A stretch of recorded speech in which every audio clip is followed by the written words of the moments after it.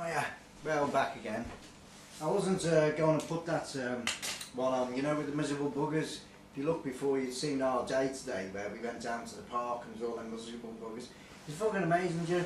They were like, there's people that were running away behind the camera. I didn't show you half of it, just a small little bit of it I put out in that early day. But we were there at the lake trying to interview people, get them to come and have a talk, weren't we?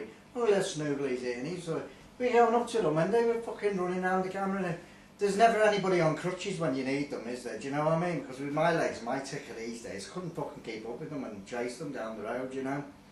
But still, that's the way it goes. I can't even catch a wheelchair these days anyway, such is life. But anyway, I saw some bloke. He was a big broken nose bruiser type fella that was there, and he was really nice, do you know what I mean? Just shows, you know, but he couldn't go on the telly because he said he was on the run. So typical, innit? Just my luck. Because I used to be a villain in the past, do you know what I mean? So now it's like, anyway, I went up to this policeman and I said, can you help us? He said, oh well, I have to get permission off the chief constable. So I've written to, when we come home, we did a little writing. We're having to have a drink. It's been such a stressful day, hasn't it? Yeah. And he likes a little drink. And we went to the pub afterwards to try and do that, and the fucking camera wouldn't work, would it? So that would fuck that. So you've got not seen us in the pub, has he? Having a drink, probably good. Anyway, this copper, he said to us, he said, well, he said, you look crazy, because I had Snoogles in this little red bag. This little red bag with the label. So Snoogles was in there, right? We're there, like, you know, walking round, and we're going around there, trying to talk to people. And he said to me, he said, well, look, he said, look at the state here, he said, you got him, that poor little thing in that red bag. He said, I think you're a nutter. I said, bloody nutter. I said, he said, well, you are, aren't you? I said, well, how did you know that? He said, just because I've been registered at the mental health unit, you know, a few years ago. I said, oh, he said, well, I'm a copper. He said, we know these things about people like you. You know, we warn to be on the lookout for you, you know. He said, so he said, do you mind going home, you know? He said, I said, okay, you know, I'll go. He said, no. He said, it's all right, lad. He said, you know, he said, there are miserable people. He said, you just picked a bad day today around here. Anyway, so we went to the pub and we had a nice time in the pub because they were nice there in the pub and they were going to let us film and talk to people, but I couldn't get it to bloody work. Now it's worked to come home. But it's funny because there was a fella in there talking to me and he's from Morocco. Now I don't know whether if you visit my website I give you a little tour of my flat where I live now and I showed you pictures of some artists because I had a house in Morocco many years ago. And anyway, when I was a young lad, I was over in Morocco. I was staying in Tangier, and we went.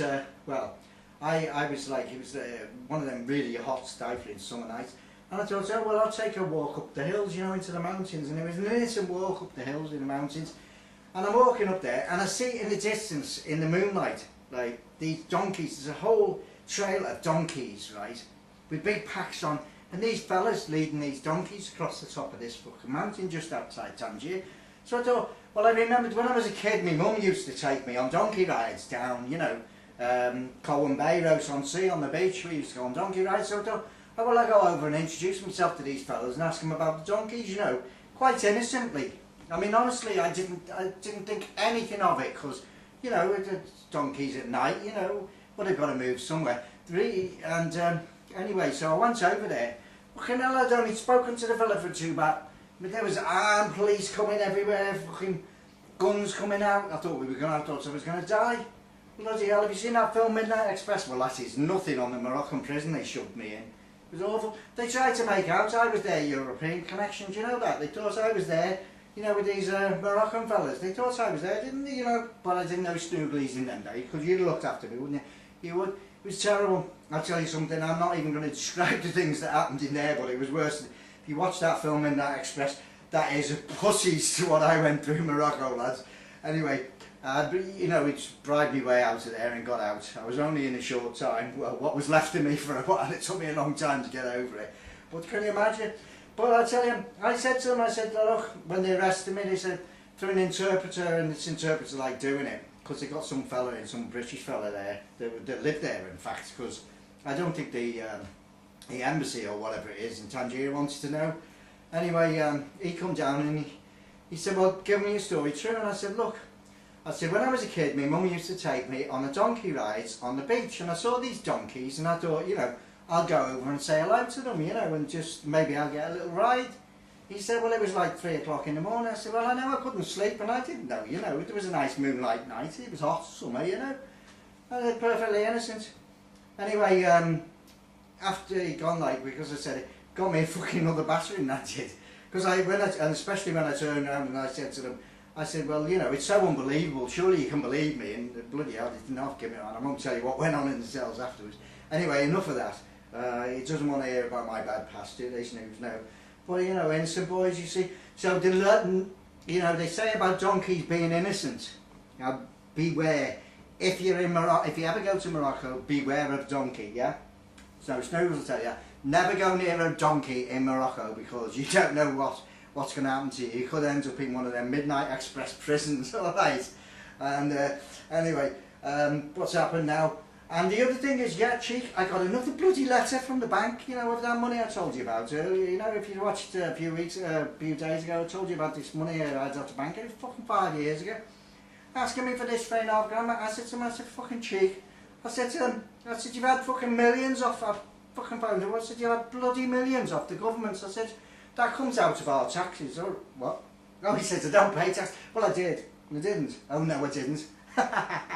Because the taxman had me in once. He said, here, he said, where did you get all this money to live from? He said, we're going to have to assess you on the tax. He said, because you're living far beyond your means.